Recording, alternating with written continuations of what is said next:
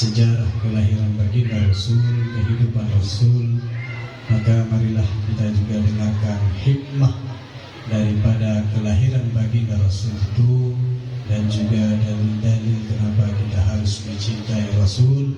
Dalam hal ini kita minta kepada guru kita Habib Irfan Rajes, kepada Habib Irfan kami persilakan.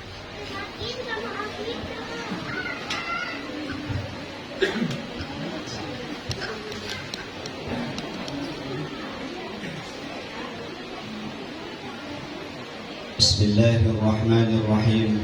Assalamualaikum warahmatullahi wabarakatuh. Waalaikumsalam warahmatullahi wabarakatuh. Alhamdulillahi rabbil alamin wa kafa. Asyhadu an la ilaha illallah wahdahu la syarika lah. Wa asyhadu anna sayyidana wa maulana Muhammadan abduhu wa rasuluhu la nabiyya ba'dah. Allahumma salli wa sallim ala sayyidina Muhammadin. Ittiba'us syari'ati wal tariqati wal haqiqati wal ma'rifati sallallahu alaihi wasallam. Yang kita cintai dan kita muliakan mursyid kita, guru kita Buya beserta seluruh keluarga besarnya. Mudah-mudahan Allah mudahkan perjuangan dakwah ini. Allah sehatkan guru kita, Allah istiqomahkan kita bersama dengan bimbingan beliau hingga akhir ajal kita. Sekali lagi terus kita katakan dengan doa yang sama kepada guru kita yang telah memperkenalkan kepada kita siapa Abuya. Bukan hanya memperkenalkan zahirnya Abuya, akan tetapi mendidik kita bagaimana ibadah, ucapan, dakwah, perlakuan, kasih sayang, semuanya diajarkan kepada kita. Maka pantaslah kita berdoa kepada Allah dengan doa yang sama juga kepada guru kita Wainan Jakarta beserta keluarga besarnya. Mudah-mudahan malam ini Allah tambah keberkahan kita semua. Juga yang kita muliakan orang tua kita yang terus selalu bersama membantu perjuangan Wainan Jakarta, yakni Abangda Gubernur MPTT Jakarta, Abangda Nazir Suaidi, yang malam ini juga telah bersama dengan kita melalui wasilah beliau saya sampaikan begitu. Juga yang kita cintai, kita hormati seluruh para dewan guru, para khalifah, terutama Pak Menteri, orang tua kami Mamanda Haji Hasmi yang malam ini bersama dengan kita. Kemudian Wali Bogor yang sudah 2-3 malam ya di Jakarta. Ibu bapak yang tidak kami sebutkan namanya, namun tidak mengurangi rasa hormat, dan kita yakin bahwa kita insya Allah berada pada hati seorang guru yang sama. Ibu bapak yang dimuliakan Allah Subhanahu wa Ta'ala, malam ini adalah keberkahan yang sangat besar bagi kita. Yang pertama sekali keberkahan adalah Allah berikan kesempatan untuk bisa duduk mengingatnya. Yang kedua adalah mengingat Allah dengan orang yang telah ingat dengan Allah. Yang ketiga adalah kita semua berada di tempat yang sangat mulia, melalui jalur yang legal sampai kepada Rasulullah SAW. Kalaulah kita bicara tentang Nabi Muhammad SAW, maka tentu wajah, mata, hidung semua kita yang berada di sini berasal daripada baginda Rasulullah SAW. Karena kata Allah, tidak aku ciptakan makhluk ini kecuali karenamu ya Muhammad.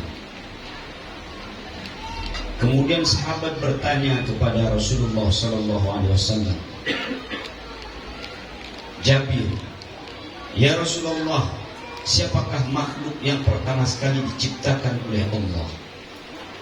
Lalu kata Rasulullah, Nur Muhammad ya Jabir. Nur nabimu wahai Jabir. Ini dalil yang sering dipakai oleh orang-orang yang cinta kepada Rasulullah SAW. Namun tidak terlepas banyak sekali orang yang pro kontra terhadap kita orang-orang yang mencintai Rasul, mencintai para ahlul bait, mencintai para ulama, mencintai orang-orang yang terus memegang risalah Rasulullah Sallallahu Alaihi Wasallam. Kenapa kita mencintai Rasulullah Sallallahu Alaihi Wasallam? Sebelum kita duduk memulai pengajian ini, sudah kita sebutkan alasan kenapa kita mencintai Rasulullah dengan ucapan Raja Selawat. Inilah bukti dan tanda kecintaan kita kepada Rasulullah. Inilah alasan kenapa kita mencintai Rasulullah. Inilah kunci ketika kita nantinya diberikan syafaat baginda Rasulullah Sallallahu Alaihi Wasallam. Dulu sebelum Nabi ada dua kerajaan yang sangat besar, yaitu kerajaan Persia dan Roma. Kerajaan Persia di sebelah timur, kerajaan Roma di sebelah kanan. Dua kerajaan yang saling berebut kekuasaan.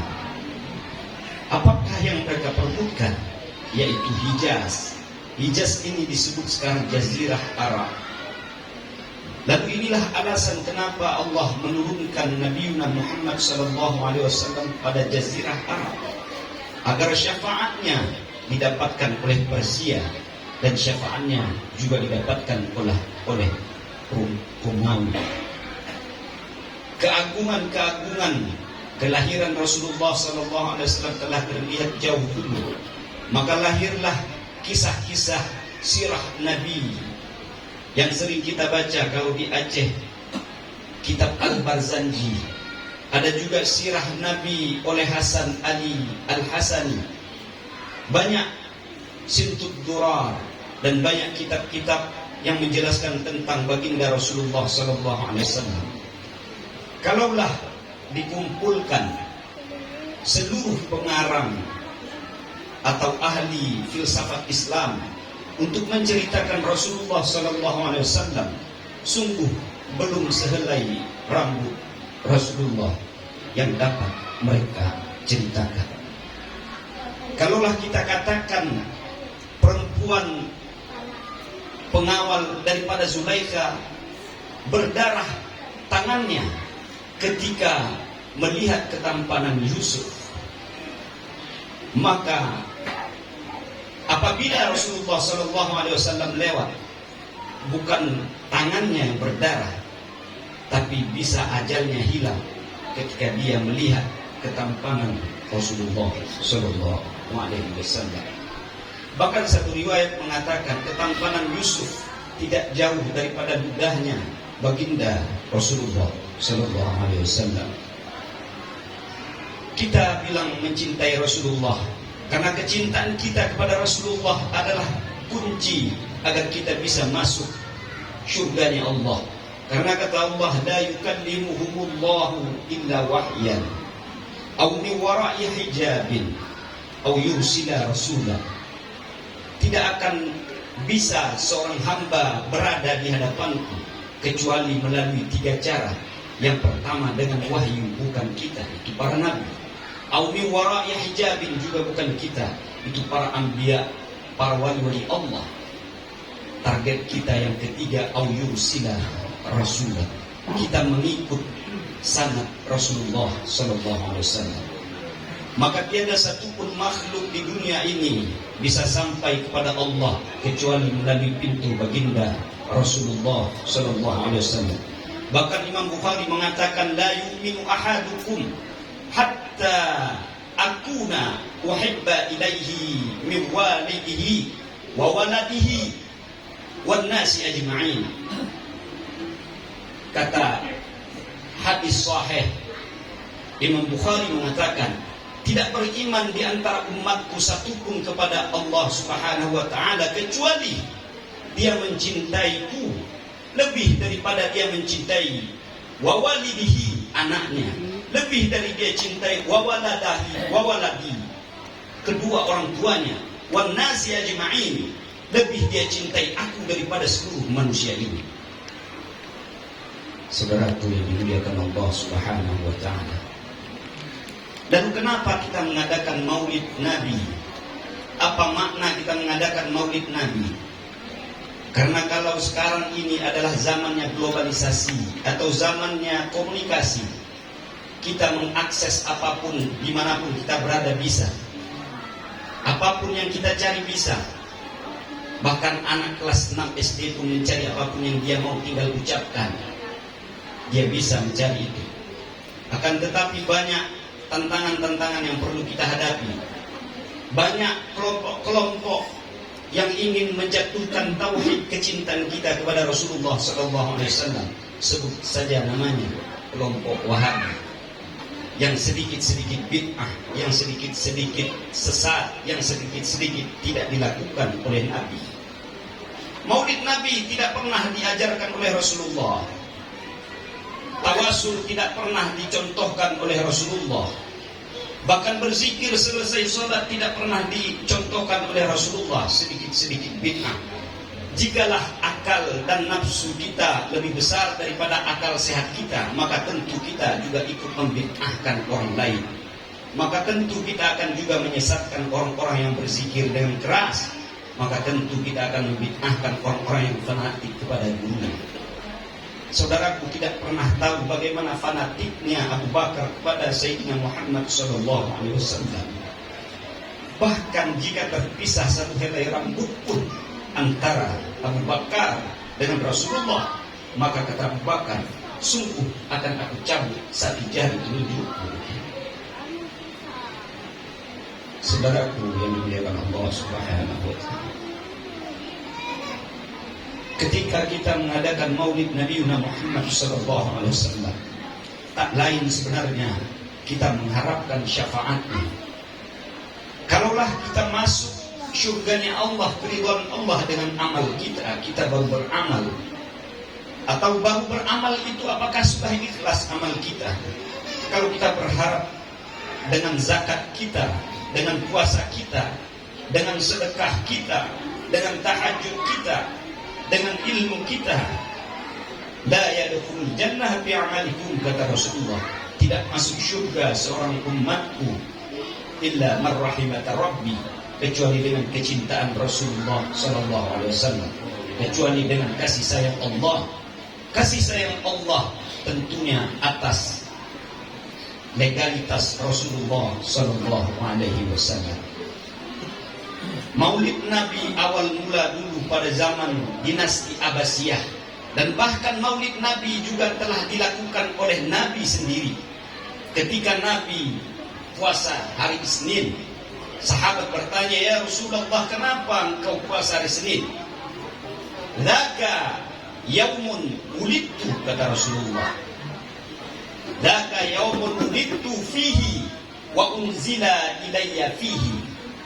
Pada hari Senin aku lahir, dan pada hari Senin itu juga pertama aku mendapatkan wahyu dari Allah Subhanahu wa Ta'ala. Maka ini bukti bahwa Maulid Nabi ini kita lakukan atas dasar Nabi sendiri juga melakukan. Kenapa kita mengadakan Maulid Nabi? Agar tumbuh kecintaan kita kepada Rasulullah. Karena cinta saja kepada Rasulullah sudah membuat kita terhalang daripada siksa kubur. Ibnu Abbas bercerita tentang Nabi bermimpi. Nabi melihat Abu Lahab pamannya. Ketika Abu Lahab datang pembantunya Suaibah, wahai tuanku, kamu telah memiliki cucu, kamu telah memiliki keponakan, telah lahir keponakanmu Rasulullah SAW. Saking gembiranya Abu Lahab memerdekakan budaknya itu. Saking gembiranya Abu Lahab mengundang semua orang untuk merayakan kelahiran Rasulullah SAW. Secara logika orang yang berakal, Abu Lahab dibandingkan dengan kita yang mencintai Allah dan Rasulullah, masa kita katakan Maulid Nabi itu sesat? Abu Lahab yang orang kafir saja atas kegembiraannya itu, kata Abu Lahab, iya, aku disiksa setiap hari oleh Allah, akan tetapi aku diringankan siksaku setiap hari Senin karena aku gembira kelahiran Rasulullah SAW. Tiada amalan yang paling tinggi di muka bumi ini kecuali kalimah tauhid, dan yang kedua adalah selawat kepada Rasulullah sallallahu alaihi wasallam. Habib Umar bin Hafiz mengatakan, orang yang berselawat, mulutnya berselawat akan tetapi akalnya kepada selain selawatnya itu, kepada dunia, kepada yang lain, dia akan mendapatkan 10 derajat kemuliaan di hadapan Allah. Lalu bagaimana ketika orang berselawat yang hatinya hudur di hadapan Allah, tiada terhingga kemuliaan yang Allah berikan kepada orang itu. Saudaraku, ibu bapak yang dimuliakan Allah Subhanahu wa ta'ala, sejarah setiap manusia ditampilkan pasti satu sisi. Contoh di dalam Al-Quran ketika Allah bercerita tentang Al-Kahfi, apakah yang ditonjolkan oleh Allah di dalam Sahihul Kahfi? Apakah tokohnya? Apakah anjingnya? Apakah tidurnya? Apakah lama ibadahnya? Di situ dikatakan yang ditonjolkan adalah ketakwaan Sahihul Kahfi. Lalu ketika Allah bercerita tentang Nabi Isa, apakah yang ditonjolkan? Sosoknya, tokohnya, ajarannya, atau apakah?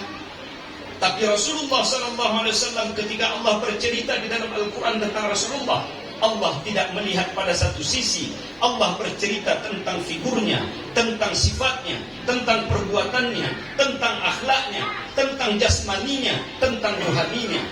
Komplit diceritakan Allah di dalam Al-Quran. Saudaraku yang dimuliakan Allah Subhanahu wa ta'ala, di dalam syair Aceh dikatakan, zahir Allah, batin Muhammad. Zahir Muhammad, batin Allah, agar selamat i'tikad hamba. Maknanya ketika kita beriman kepada Allah, tiada sempurna iman kita kecuali kita ittiba kepada Rasulullah sallallahu alaihi wasallam. Kita tidak bercerita tentang lahirnya 12 Rabiul Awal, kemudian meninggal ibunya, ayahnya di umur 2 bulankah, 3 bulankah, 6 bulankah. Kemudian meninggal ibunya umur 6 tahun, meninggal kakeknya 8 tahun, diasuh beristri dengan Khadijah pada umur 40 tahun. Ibu bapak yang dimuliakan Allah, mana figur dan ibu-ibu di dalam sejarah Rasulullah SAW? Yang pertama, siapakah ketika Rasulullah dipercaya oleh kaum Quraisy, dipercaya oleh saudara-saudaranya, Abu Lahab, Abu Jahal mempercayai dia karena dia amanah. Tapi ketika Rasulullah SAW mendapatkan wahyu di Gua Hira pada umur 40 tahun, kemudian dia turun, dia katakan, kesini semuanya, saya katakan, bila aku katakan di belakang gunung itu ada orang yang akan menyerang kita, apakah kalian percaya? Percaya. Mereka akan membunuh kita, apakah kalian percaya? Percaya. Kalau saya katakan pada hari ini bahwa saya adalah utusan Allah, saya telah mendapatkan wahyu dari Allah, maka disitulah berpalingnya Abu Lahab, maka disitulah berpalingnya Abu Jahal dan lain sebagainya. Siapakah orang yang pertama mengimani Rasulullah SAW kalau memang kita mencintai Rasulullah? Saya bisa jawab. Abu Bakar. Khadijah. Ada berapa orang yang pertama mempercayai Rasulullah? Ada berapa orang yang mencintai Rasulullah, yang percaya pada Rasulullah? Ini bukti kalau kita tidak mencintai Rasulullah sepenuh hati, termasuk saya juga. Saya tanyakan kepada ibu-ibu, berapa istri Nabi? Gak ada yang tahu ibu-ibu. Kalau ibu-ibu ingin dapat suami seperti Rasulullah SAW, maka harus siap. Khadijah, orang yang paling kaya di kota Mekah, dia menjadi istri Rasulullah, dia menjadi miskin. Saya rasa ibu-ibu gak ada yang mau saat ini. Yang ada sekarang, dia miskin, mencari suami yang kaya. Jadi dari situ saja sudah terbalik. Jadi inilah yang kita didik kepada anak-anak kita. Karena kata satu riwayat mengatakan, bahkan hadis Nabi, bukan hadis kaidah ya, man ahabba syai'an aktsara syai'an. Barang siapa ingin mencintai sesuatu, maka dia sering-sering menyebut sesuatu itu. Jadikan anak kita figurnya adalah Rasulullah Sallallahu Alaihi Wasallam. Ajarkan kepada mereka siapa Rasulullah, berapa orang anaknya, cucunya dan lain sebagainya. Saudaraku yang dimuliakan Allah Subhanahu Wa Taala, terakhir yang paling inti adalah bagaimana bukti kecintaan kita kepada Rasulullah. Karena kata Allah, al-Islam, alif Allah, sin salamun, lam la ilaha illallah, min Muhammadar Rasulullah, Allahu salamun la ilaha illallah. Allah akan menyelamatkan orang-orang yang meyakini la ilaha illallah Muhammadar Rasulullah. Kita beriman kepada Allah, akan tetapi kita kurang pada Muhammadar Rasulullah sallallahu alaihi wasallam. Kita harus ittiba secara kafah kepada Rasulullah sallallahu alaihi wasallam. Kita harus mengikut Rasulullah, tidak hanya perkataannya, tidak hanya perbuatannya, akan tetapi bagaimana kelakuan hati Rasulullah sallallahu alaihi wasallam. Kelakuan hati Rasulullah inilah yang diajarkan oleh ulama sufi, ulama tasawuf, ulama yang mendidik menterbiah batin kita agar hati kita selalu hudur di hadapan Allah Subhanahu wa taala. Maka sungguh saya katakan, MPTT, jika kita sudah berada di sini, maka sempurnalah mujahadah keimanan kita kepada Allah Subhanahu wa taala. Kalau sudah kita berijtihad, bermujahadah, meninggal kita belum sempurna, maka insya Allah kita akan diselamatkan oleh Allah Subhanahu wa taala. Dan yang kedua adalah bukti kecintaan kita kepada Rasulullah sallallahu alaihi wasallam. Kata Rasulullah, kullu qarnin ummatin, sebaik-baik umatku adalah pada masaku, thumma yalunahum, thumma yalunahum, thumma yalunahum, sampai 7 kali.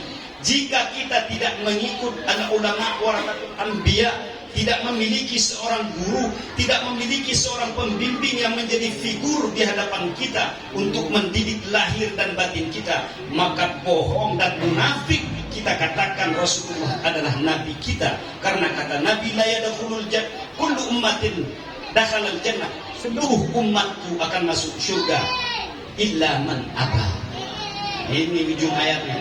Kan ini kita sering katakan bahwa nggak apa-apa masuk neraka dulu, nanti kan masuk surga juga. Banyak ini pemahaman liberal yang kita dapat, ya kan? Udah buat dosa aja dulu, nanti kalau udah dibakar nanti kan ujung-ujungnya masuk surga juga.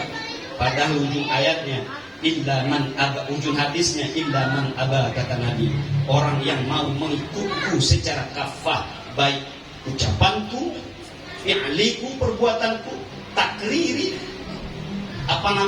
tarbiyahku, kata Nabi, kemudian juga jalan hati Rasulullah sallallahu alaihi wasallam. Al-ulama warathatul anbiya. Ulama itu adalah pengganti Nabi. Maka mudah-mudahan jamaah MPTT istiqomah untuk berguru kepada Abuya. Berguru, mudah-mudahan kita dibimbing oleh guru kita, karena memang di dalam tarekat ini jauh 100% beda dengan didikan daripada logika pesantren dan juga didikan daripada kampus dan lain sebagainya. Karena didikan daripada tarekat ini sama kayak didikan zaman Nabi. Kalau zaman Nabi itu sahabat 4 ini dia nggak pernah lepas dari Nabi Muhammad SAW. Saat itu Abu Bakar, kemudian Umar ingin mengantar sekarung gandum kepada Rasulullah. Lalu kata Umar, ya Abu Bakar, saya ingin mengantar gandum. Kata Abu Bakar, silakan masuk, antarkan saja. Kata Umar, tidak, harus Abu Bakar yang mengantarkan kepada Rasulullah SAW. Ini makna tabakan an tabak. Umar saja bisa saja dia langsung kepada Rasulullah. Kenapa harus dia melalui Abu Bakar? Karena inilah perintah daripada didikan tarbiyah agar pas, sesuai tujuan dan kemauan daripada guru kita. Abuya nggak mungkin didik kita yang banyak dengan berbagai macam karakter dan perbuatan ini. Satu banyak peloo, satu banyak bercanda, satu banyak macam-macam lah. Nggak mungkin Abuya didik kita satu-satu. Maka diberikan kita seorang guru yang mau menampung kelakuan kita yang banyak olok ini, mau menampung kita dengan yang banyak perbuatan candaan dan lain-lain sebagainya. Dengan sabar beliau didik kita, bahkan hartanya, waktunya, semuanya kita lihat dengan nyata. Maka mudah-mudahan kita istiqomah dengan beliau agar kita dapat apa yang dibawa oleh Abuya. Mudah-mudahan terakhir doa daripada Kiai Zen Mudah-mudahan Allah ridhoi keyakinan kita di dalam MPTG ini. Wallahul muwaffiq ila aqwamit thoriq. Wassalamualaikum warahmatullahi wabarakatuh.